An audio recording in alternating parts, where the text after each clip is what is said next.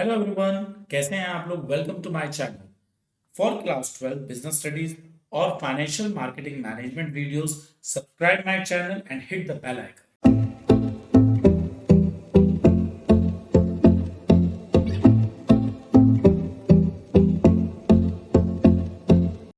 Hello everyone, आज हम लोग डायरेक्टिंग का लेक्चर 2 स्टार्ट करने जा रहे हैं। इससे प्रीवियस लेक्चर में हम लोगों ने डायरेक्टिंग का मीनिंग, उसकी कैरेक्टरिस्टिक और इंपॉर्टेंस को स्टडी किया था। आज के लेक्चर में हम लोग एलिमेंट्स और मैस्लोज नीड हायरार्की थ्योरी की स्टडी करेंगे। रिमेंबर, ये दोनों के दोनों टॉपिक हमारे बोर्ड एग्जाम के लिहाज से बहुत ही इंपॉर्टेंट है। Now the question is what are the elements of directing. देखो, हम लोगों ने अब तक ये तो सीख लिया कि डायरेक्टिंग के अंदर हम लोगों को गाइड करते हैं, लेकिन अब बात करते हैं कि एलिमेंट्स कौन से। तो डायरेक्टिंग के मेनली 4 एलिमेंट्स हैं: सुपरविजन, मोटिवेशन, लीडरशिप और कम्युनिकेशन। देखो, जब भी हम किसी को गाइड करेंगे तो नेचुरली हम उसके काम को सुपरवाइज भी करेंगे, उसको टाइम टाइम पर मोटिवेट भी करेंगे और उसके लिए एक लीडरशिप स्टाइल भी मेंटेन करेंगे। एंड लास्ट, एक अच्छी डायरेक्टिंग तभी पॉसिबल है जब हम किसी के साथ एक इफेक्टिव कम्युनिकेशन कर सकते हैं। Now the first is supervision.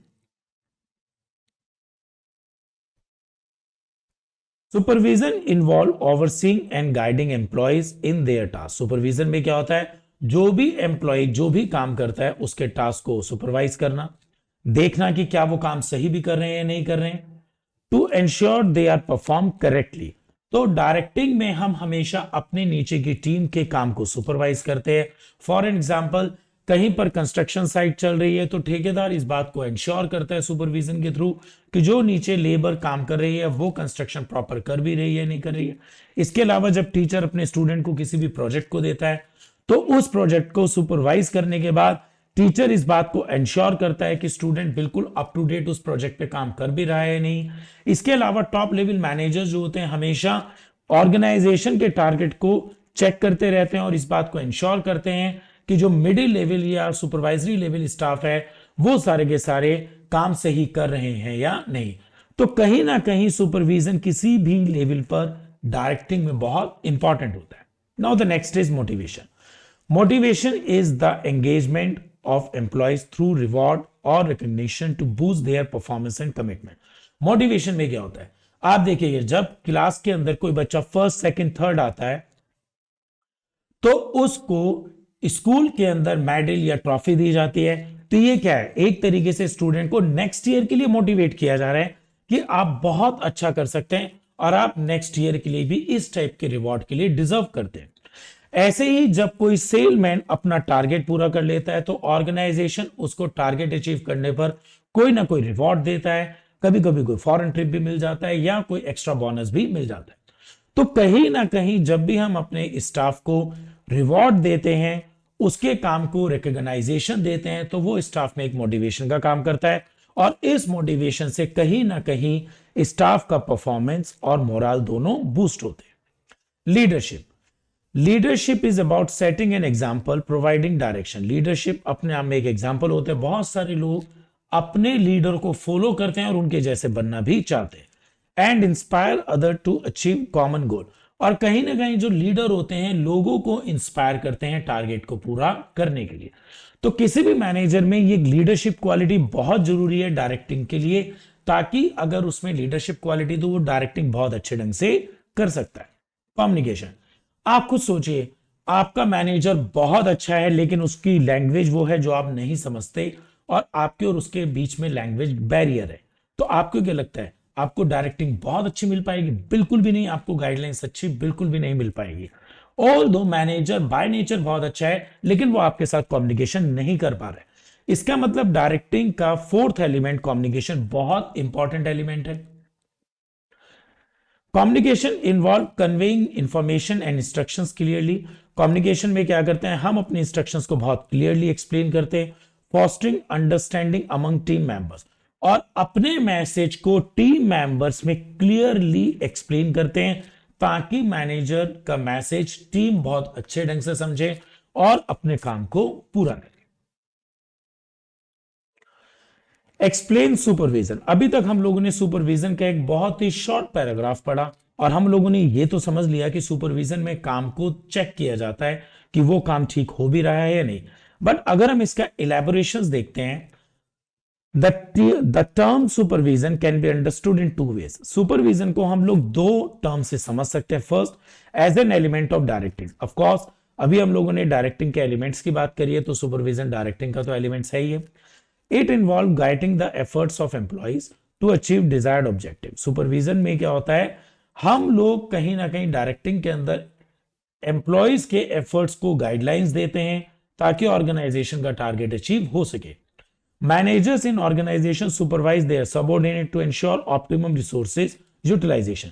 Manager हमेशा ऑर्गेनाइजेशन में अपने स्टाफ को सुपरवाइज करते हैं ताकि उन्हें यह पता लग सके कि जितने भी उनके सबऑर्डिनेट हैं वो रिसोर्सेज का ऑप्टिमम यूज कर रहे हैं, and the accomplishment of work target, और टारगेट को भी पूरा किया जा रहा है as a managerial function.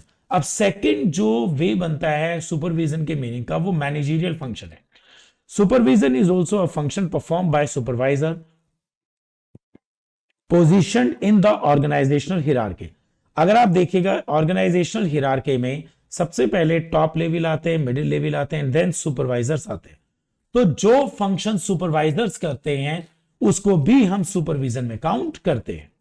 Their direct interaction with the workers make their role vital in the organization। और कहीं ना कहीं सुपरवाइजर जो हैं अपने वर्कर्स के साथ डायरेक्टली इन कंटैक्ट रहते हैं, और इस वजह से सुपरवाइजर्स का जो रोल है बहुत इंपॉर्टेंट होता है। तो यहां पर सुपरविजन का मीनिंग हमारे दो सेंस से चल रहा है, एक as an element of directing और एक जो सुपरवाइजर अपने वर्कर के साथ टास्क कर रहे हैं। Now the next question is explain importance of supervision. First, maintain relations.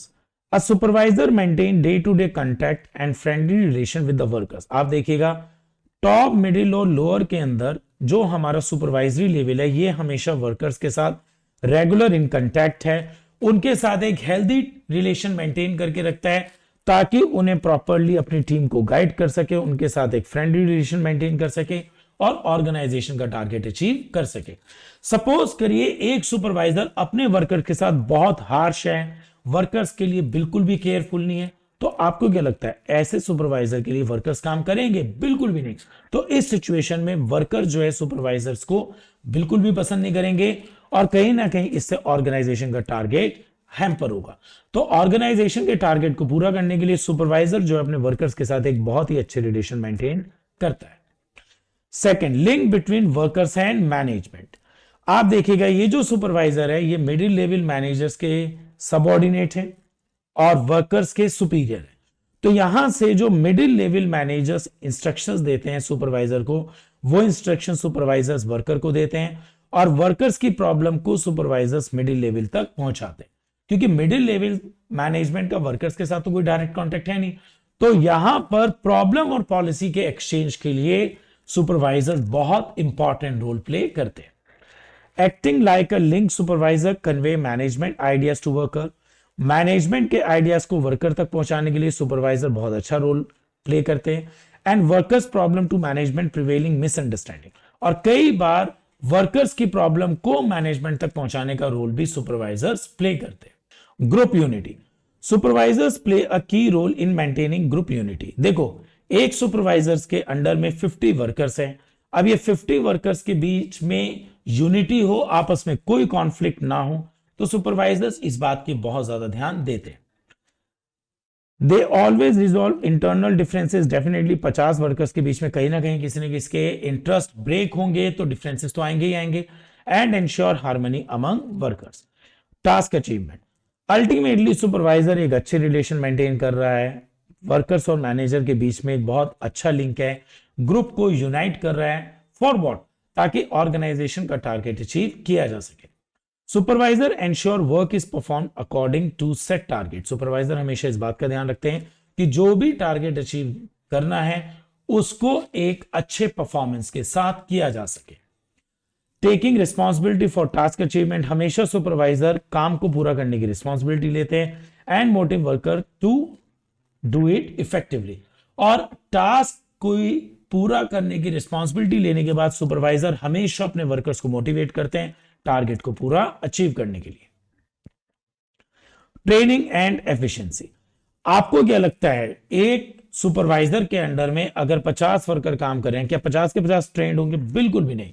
Supervisor in workers में से जो अनट्रेन्ड है उन्हें ट्रेनिंग प्रोवाइड कराते हैं। Supervisors provide on-the-job training and a skilled supervisor can build an efficient team. एक अच्छा supervisor on the job training तो अपने वर्कर्स को देता ही देता है, इसके अलावा वो एक अपनी बहुत ही इफेक्टिव टीम भी डेवलप कर देते हैं। Leadership impact, supervisor leadership influence worker, कहीं ना कहीं सुपरवाइजर के टास्क वर्कर्स को इन्फ्लुएंस करते हैं और बहुत सारे वर्कर्स उस सुपरवाइजर को अपना लीडर मानते हुए उस सुपरवाइजर जैसा बनना भी चाहते हैं। A supervisor with good leadership quality can boost morale among workers. एक सुपरवाइजर में अगर अच्छी लीडरशिप क्वालिटी है वो कहीं ना कहीं वर्कर्स के मोरल को भी अपलिफ्ट करते हैं।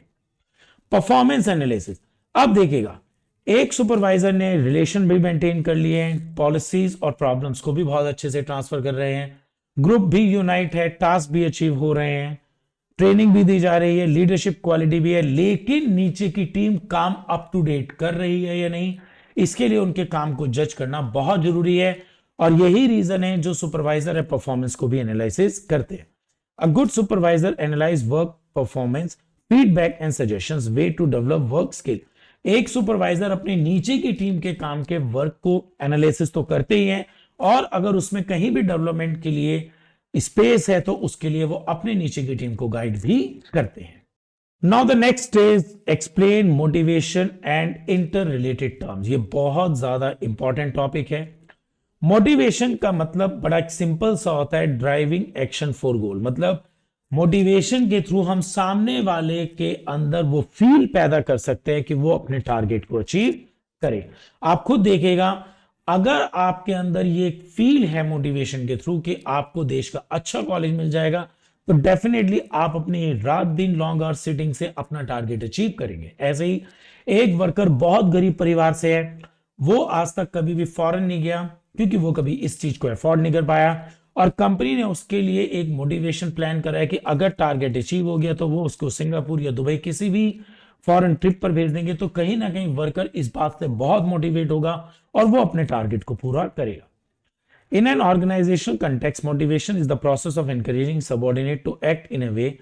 ऑर्गेनाइजेशन के कंटेक्स्ट पे अगर हम बात करते हैं, मोटिवेशन हमारा एक ऐसा प्रोसेस होता है जो सबऑर्डिनेट को एनकरेज करता है to act in a way that achieve specific goal, कि जो सबऑर्डिनेट है वो अपने टारगेट अचीव कर सके।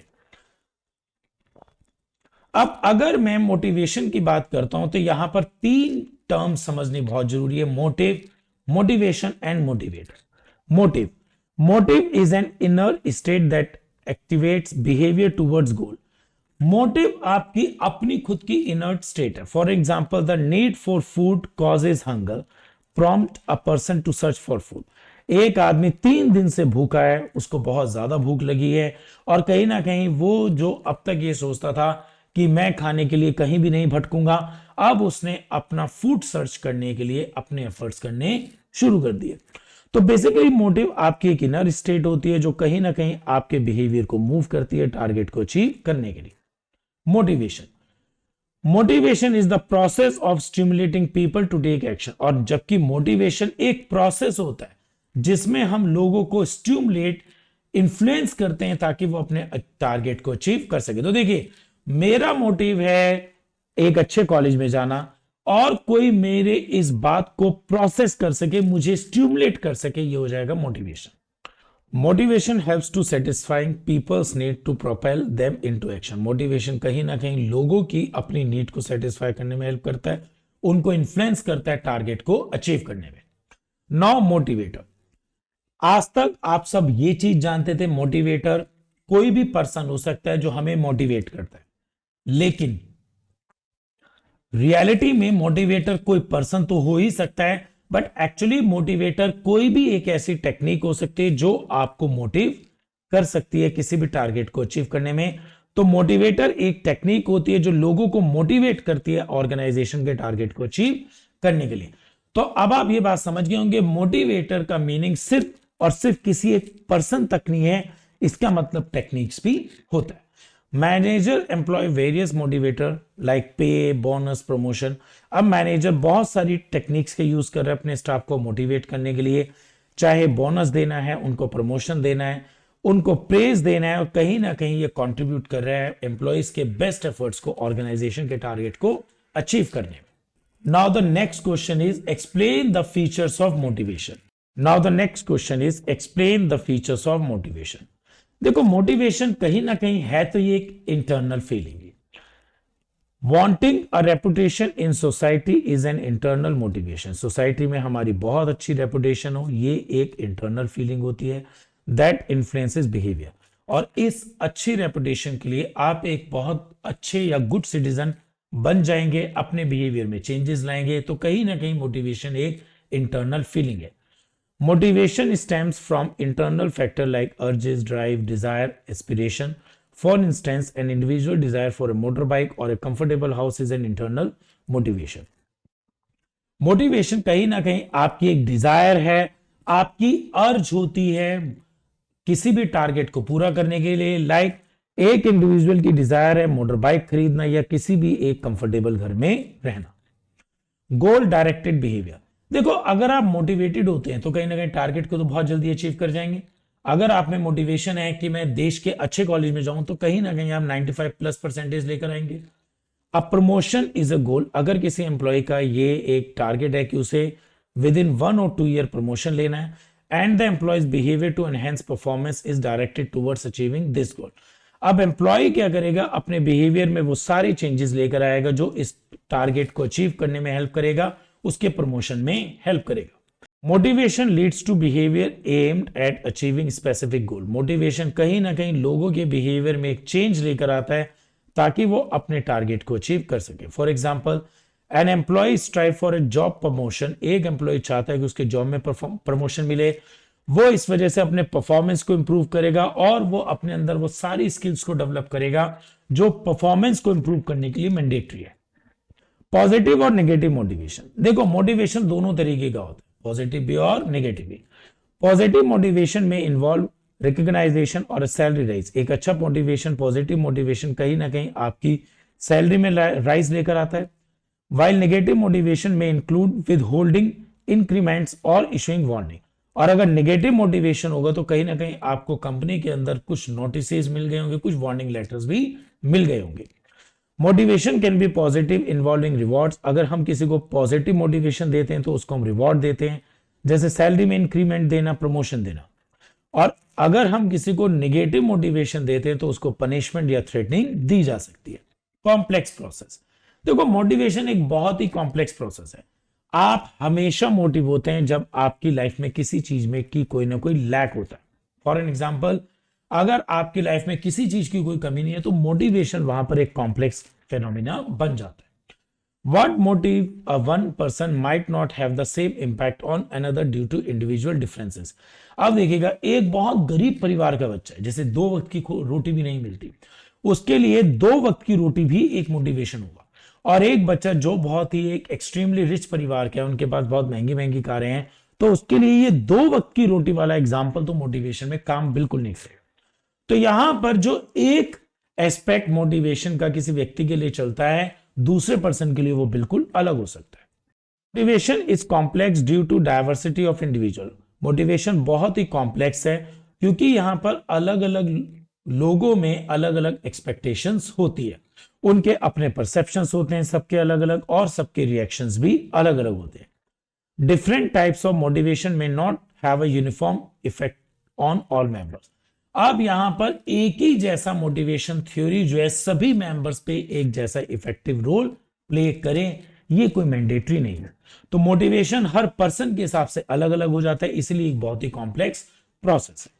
Now the next question is explain the characteristic and nature of motivation. Motivation boost employee and organisational performance by fulfilling their need. Motivation से क्या होता है, जब लोगों की नीड पूरी होती है, एम्प्लॉयज मोटिवेट हो जाते हैं, तो ऑर्गेनाइजेशन का टारगेट पूरा हो जाता है, leading to dedicated efforts and optimum result. और कहीं ना कहीं मोटिवेशन से रिजल्ट ओरिएंटेड तो रहता ही है और हमारे डेडिकेटेड एफर्ट्स भी एम्प्लॉय के रहते हैं। Satisfied employee consistently deliver expected performance. अगर आपके एम्प्लॉय सेटिस्फाइड हैं, वो कहीं ना कहीं डिलीवर करेंगे अच्छा performance, contributing to higher organisational achievement, और ऑर्गेनाइजेशन के टारगेट को पूरा करने के लिए अपने बेस्ट एफर्ट्स भी देंगे। Second is motivation transform negative और indifferent employee attitude into positive one. बहुत बार ऐसा होता है कि जब किसी कंपनी के अंदर कोई एम्प्लॉय आता है, उसको वर्कलोड की आदत नहीं होती और इसके लिए ये एक नेगेटिव थॉट बन जाता है एम्प्लॉय के लिए कि कंपनी में तो मुझसे बहुत सारा काम लिया जाता है। लेकिन जब वो अपना टारगेट अचीव करता है और उसे कोई फॉरेन टूर मिलता है, तो यही जो नेगेटिव थॉट था उसके लिए पॉजिटिव बन जाता है कि मैं कंपनी में आके लेबोरियस हो गया, रादर देन कि मुझसे बहुत ज्यादा काम लिया जा रहा है। For instance, proper reward and positive enforcement from superior can shift a worker mindset from indifferent to positively. Motivation reduce employees turnover. जब आपको पता है कि आपका टारगेट पूरा होने पर आपको एक्स्ट्रा बेनिफिट मिलेंगे, तो आप ऑर्गेनाइजेशन से कभी भी छुट्टी लेंगे ही नहीं अनलेस बहुत ज्यादा अर्जेंट ना हो। जब मोटिवेशन आपको बहुत ज्यादा इन्फ्लुएंस करता है तो आपके एम्प्लॉयज का टारगेट जो है पूरा होने लगता है, इससे उनके टर्नओवर में कमी आती है। Cutting cost associated with recruitment and training. Employee अपने आप नई नई चीजें सीखते हैं मोटिवेट होकर, तो ट्रेनिंग कॉस्ट भी कम हो जाती है। By addressing motivational need and offering suitable incentive, organisation retain talent and saving money. Motivation जब स्टाफ की नीड को पूरा करता है तो कहीं ना कहीं अच्छे इंसेंटिव्स देने के बाद ऑर्गेनाइजेशन के पास अपना टैलेंटेड स्टाफ परमानेंट रहता है। इससे बार बार स्टाफ को रिक्रूट करने और ट्रेनिंग से बचने की वजह से पैसा भी बच जाता है, ऑर्गेनाइजेशन का टाइम बच जाता है and efforts spent on frequent recruitment. और जो बार बार नए नए रिक्रूटमेंट्स करने में एफर्ट्स वेस्ट हो रहे थे वो भी हमारे बच जाते। Motivation curbs absenteeism by addressing issues like poor working conditions, inadequate rewards and lack of recognition. आप खुद सोचिएगा, अगर किसी ऑर्गेनाइजेशन में पुअर वर्किंग कंडीशन होंगी, रिवॉर्ड्स नहीं दिए जाएंगे टारगेट पूरा करने पर, और एम्प्लॉय के लिए कोई भी रिकॉग्नाइजेशन स्कीम नहीं होगी, तो कहीं ना कहीं ये मोटिवेशन बिल्कुल भी नहीं होगा एम्प्लॉयज के लिए और उनमें एब्सेंटिज्म बहुत ज्यादा बढ़ जाएगा। A well-established motivational system can turn work into source of pleasure. अगर आपके ऑर्गेनाइजेशन में एक बहुत ही अच्छा मोटिवेशनल सिस्टम है, एम्प्लॉयज के टारगेट पूरे होने पर उन्हें मोटिवेट किया जाता है, परफॉर्मेंस अप्रेजल दिए जाते हैं, तो कहीं ना कहीं वर्क जो है बहुत प्लेजरेबल हो जाएगा और एम्प्लॉयज का एब्सेंटिज्म भी कम होगा। Motivation assist means help managers इन इंप्लीमेंटिंग चेंजेस। मोटिवेशन से कहीं ना कहीं मैनेजर्स जो है चेंजेस को भी बहुत स्मूथली अपने ऑर्गेनाइजेशन में ला सकते हैं। When employees believe that propose changes will bring additional reward. एक एम्प्लॉय को इस बात का पता लगा कि कंपनी जो चेंजेस लेकर आ रही है, अगर मैं उसकी ट्रेनिंग लेता हूं तो मेरे लिए ये एक्स्ट्रा रिवॉर्ड का काम करेगा, they are more likely to accept and adopt to the changes without resistant. तो वो जो एम्प्लॉय है इस एक्स्ट्रा रिवॉर्ड के लिए बिना किसी रेसिस्टेंट के इन चेंजेस को एक्सेप्ट करेंगे। तो अभी तक हम लोगों ने मोटिवेशन का मीनिंग, उनके एलिमेंट्स, कैरेक्टरिस्टिक्स सब पढ़ लिए हैं। अब आता है मोटिवेशन से रिलेटेड मिस्टर मैस्लोज की थ्योरी। मैस्लोज ने एक थ्योरी दी थी, मिस्टर मैस्लोज ने। Motivation is a complex concept. Motivation एक बहुत ही कॉम्प्लेक्स कॉन्सेप्ट है। अभी मैंने आपको बताया था अलग अलग आदमियों की रिक्वायरमेंट के हिसाब से हम उसे मोटिवेट कर सकते हैं। फॉर एग्जाम्पल, एक आदमी जिसके घर में 2 वक्त का खाना नहीं बनता, आप उसको फूड की वजह से मोटिवेट कर सकते हैं, और एक व्यक्ति जो बहुत ही लेविश लाइफस्टाइल जी रहा है उसको आप फूड की वजह से तो मोटिवेट कर ही नहीं सकते। So motivation is a complex concept, has been extensively studied leading to the development of various theories. अब मोटिवेशन के लिए बहुत सारी थ्योरीज हैं इस time. One fundamental theory is Abraham Maslow's need hierarchy theory, और सबसे अच्छी इन सब थ्योरी में है Maslow's need hierarchy theory, which provides a fundamental understanding of motivation। और कहीं ना कहीं ये मोटिवेशन की एक फंडामेंटल अंडरस्टैंडिंग देता है। मतलब अगर आपको मोटिवेशन के बारे में समझना है तो मिस्टर मैस्लोज की theory one of the best theory मानी जाती है। Maslow's, a renowned psychologist, introduce this theory in 1943। ये एक बहुत ही फेमस साइकोलॉजिस्ट थे। इन्होंने 1943 में इन्होंने नॉर्मली 5 नीड्स के बारे में बताया। According to Maslow's, every human being possesses a hierarchy of 5 needs. Maslow के अकॉर्डिंग हर एक आदमी को 5 नीड्स चाहिए होती हैं। These needs are arrangement in a pyramid, और ये जो नीड्स है कहीं ना कहीं एक पिरामिड की शेप में है, representing a structure order of importance. और यहां पर ये इंपॉर्टेंस और स्ट्रक्चर को बता रहे हैं। लाइक सबसे बॉटम लाइन की जो नीड है ये दुनिया में हर आदमी की है, और सबसे टॉप वाली नीड जो है दुनिया में बहुत कम लोगों की पूरी हो पाती है। This 5 need from the most basic is to the highest are. अब ये जो स्ट्रक्चर बना है पिरामिड स्ट्रक्चर, इसमें बेसिक नीड सबसे बॉटम पर है और हाईएस्ट नीड सबसे ऊपर है। Number 1 is basic physiological need. These are the most fundamental requirement for survival, मतलब सर्वाइवल के लिए जो हमें चाहिए ये हमारी फिजियोलॉजिकल नीड है। एम्प्लॉयज का हंगर, थर्स्ट, शेल्टर, स्लीप, ये सब के सब हमारे फिजियोलॉजिकल नीड में आते हैं। अब यहां पर जब भी आप डायग्राम बनाएंगे तो ये जो पिरामिड है आपका ट्रायंगल, ये कहीं ना कहीं मैस्लोस की थ्योरी के बारे में बता रहा है, नीड के बारे में बता रहा है। और राइट में और लेफ्ट में ये एग्जांपल्स हैं। राइट वाला example as a organisational example है और लेफ्ट वाला इंडिविजुअल के पॉइंट ऑफ व्यू से है। जैसे किसी भी कंपनी में बेसिक सैलरी है और किसी भी व्यक्ति के लिए बेसिक हंगर है। ये डायग्राम आपका एनसीईआरटी की बुक से लिया गया है। तो जब भी आपको मैस्लोज नीड हायरार्की थ्योरी का क्वेश्चन आए सीबीएसई में, तो ये आप एनसीईआरटी वाला डायग्राम जरूर बनाइएगा। In a job setting, a basic salary serve as a foundation to meet these needs. Second is safety and security. देखो, जब आदमी का हंगर सेटिस्फाई होगा उसको कंपनी में बेसिक नीड मिलेगी, मतलब ये प्राइमरी लेवल नीड सेटिस्फाई होंगे तभी वो एक अपर लेवल सेकेंड नीड्स पर आएगा। This level ensure protection from physical and emotional harm. ये जो सेकेंड लेवल है, ये नीड कहीं ना कहीं लोगों की प्रोटेक्शन ऑफ फिजिकल और इमोशनल हार्म के लिए है। सेकेंड लेवल नीड लोगों को फिजिकली और इमोशनली प्रोटेक्ट करता है किसी भी नुकसान से। लाइक अगर आप कहीं जॉब कर रहे हैं और आपको पेंशन प्लान मिलने लग गया तो कहीं ना कहीं ये आपके लिए एक इमोशनल हार्म से बचाता है। A stable income pension plan जो होते हैं हमारी सेफ्टी माने जाते हैं। Affiliation and belonging need. Now we seek connection, acceptance and friendship. आपकी बेसिक नीड पूरी हो गई है, आपकी फ्यूचर सेफ्टी भी हो गई है, अब आप कहीं ना कहीं फ्रेंडशिप और बिलोंगिंग नीड पर आ रहे हैं। Think of it as the desire for supportive social environment. अब आप यहां पर थर्ड लेवल पर अपने फ्रेंड्स बना रहे हैं और अपने ऑर्गेनाइजेशन में एक बहुत ही कोऑर्डिनेट रिलेशन रख रहे हैं कलीग्स के साथ, और ये आपको एक बहुत ही सपोर्टिव एनवायरमेंट दे रहा है। Esteem need. As we progress we desire self respect. अब देखिएगा, एक कंपनी आपने जब आप 20 साल के थे तब ज्वाइन करिए, अब आप 40 के हो गए हैं, यहां तक आते आते आप चाहते हैं कि कंपनी में आपको सेल्फ रिस्पेक्ट मिले, कंपनी में आपको रिकॉग्नाइजेशन मिले। अचीविंग गुड ग्रेड्स और excellence in a particular skill can contribute to fulfilling esteem need. अब इसके लिए आप अपने वर्क एक्सीलेंस लेकर आएंगे ताकि जूनियर्स आपके काम को देखते हुए आपको एक रिस्पेक्ट रिगार्ड दे। Self actualisation need, it is the highest level need in the hierarchy. ये हमारी हायरार्की में सबसे हाईएस्ट लेवल नीड है। It refers the drive to become one is capable of becoming. मतलब आप जीवन में क्या करना चाहते हैं, अगर वो आप कर लेते हैं तो आप सेल्फ एक्चुअलाइजेशन नीड को पूरा करते हैं। फॉर एन एग्जाम्पल, इस टाइम जो लोग बच्चे वीडियो देख रहे होंगे उनमें से कुछ बच्चे आईएएस पीसीएस बनना चाह रहे होंगे, तो डेफिनेटली द डे जब वो आईएएस पीसीएस बन जाएंगे तो उनका सेल्फ एक्चुअलाइजेशन नीड पूरा हो जाएगा। These needs include growth, self fulfillment and achievement of goal। ये जो नीड है कहीं ना कहीं आप में एक सेल्फ फुलफिलमेंट और टारगेट को अचीव करने को भी एक्सप्रेस करता है। इमेजिन परस्यूइंग अ पेंशन और career Imagine pursuing a passion or career that align with your strength and goal, leading a personal growth। आप कोई एक ऐसा करियर चूज करते हैं जिसके लिए आप पैशनेट हैं, तो कहीं ना कहीं ये आपके करियर में एक अच्छी ग्रोथ देता है।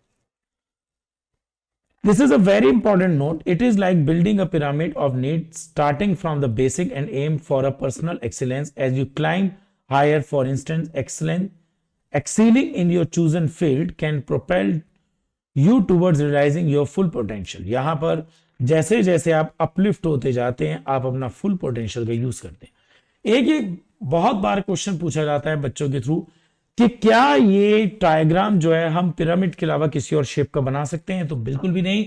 ये जो पिरामिड है ये नंबर ऑफ पीपल को भी इंडिकेट करता है। लाइक बेसिक फिजियोलॉजिकल नीड दुनिया के हर आदमी की है और सेल्फ एक्चुअलाइजेशन नीड तक बहुत कम लोग पहुंच पाते हैं।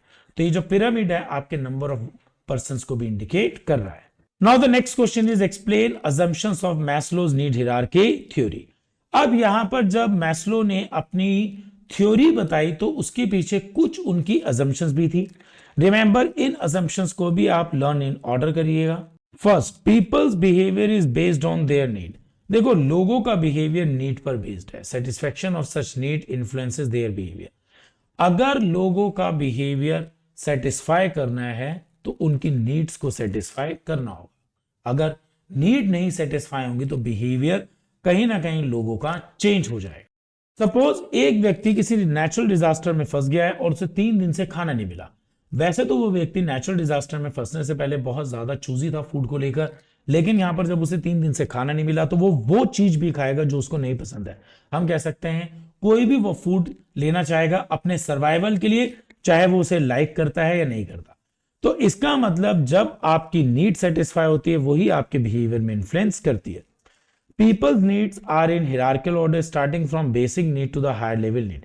आप एक छोटे बच्चों को देखिएगा, उसको साइकिल बहुत ज्यादा पसंद है रादर देन मर्सिडीज कार, और जैसे जैसे उसकी बेसिक्स नीड पूरी होती जाएंगी वैसे वैसे वो हायर लेवल तक जाएगा। आपको मैं मर्सिडीज कार के सपने दिखाऊं और 6 दिन से मैं आपको भूखा रखूं, आप पहले अपनी बेसिक नीड को सेटिस्फाई करेंगे, उसी के बाद आप हायर नीड पर जाएंगे। A satisfied need can no longer motivate a person, only next higher level need can motivate them. Starting में देखिएगा जब आप कोई एक्टिवा लेकर आते हैं, फर्स्ट वीक 10 डेज 2 मंथ जो है आप उसको बहुत आराम से चलाते हैं क्योंकि आप उस एक्टिवा को लेकर बहुत मोटिवेटेड रहते हैं। लेकिन अब वो मोटिवेशन आपका डे बाय डे खत्म हो जाता है, तब आप उस एक्टिवा को रफ यूज भी करने लग जाते हैं। उसके बाद आप चाहते हैं कि आपको फॉर्मूलर मिले, तभी आप मोटिवेट हो पाते हैं। तो जब आप कोई भी प्रोडक्ट लेते हैं मोटिवेशन के लिए तो आपको बहुत लंबे समय तक मोटिवेट नहीं करता, अगला प्रोडक्ट या अगली हायर रैंक ही आपको और ज्यादा मोटिवेट करती है। A person moves to the next higher level of the hierarchy only with the lower need is satisfied. आप हमेशा नेक्स्ट लेवल पर तब जाते हैं जब आपकी बेसिक नीड या प्रीवियस नीड सेटिस्फाई हो चुकी होती है। जैसे मैंने बताया मर्सिडीज कार के बारे में आप तब सोचेंगे जब आप 8 दिन या 6 दिन से भूखे हैं, आपको रोज खाना मिल जाएगा।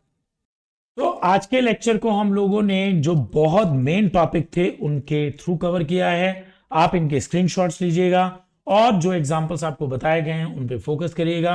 एंड रिमेंबर एनसीईआरटी के इस डायग्राम की आप प्रैक्टिस बहुत अच्छे ढंग से करें, क्योंकि जब बोर्ड में कॉपी चेक होती है तो वहां पर इंडिविजुअल और ऑर्गेनाइजेशनल दोनों एग्जाम्पल्स को भी फोकस किया जाता है। Thank you. As I always says, पढ़ाई कभी भी मुश्किल नहीं होती, सिर्फ उसे आसान बनाना पड़ता है। आप स्क्रीनशॉट लीजिएगा, रेगुलर इनको रिवाइज करिएगा, पढ़ाई बहुत आसान हो जाएगी। Thank you.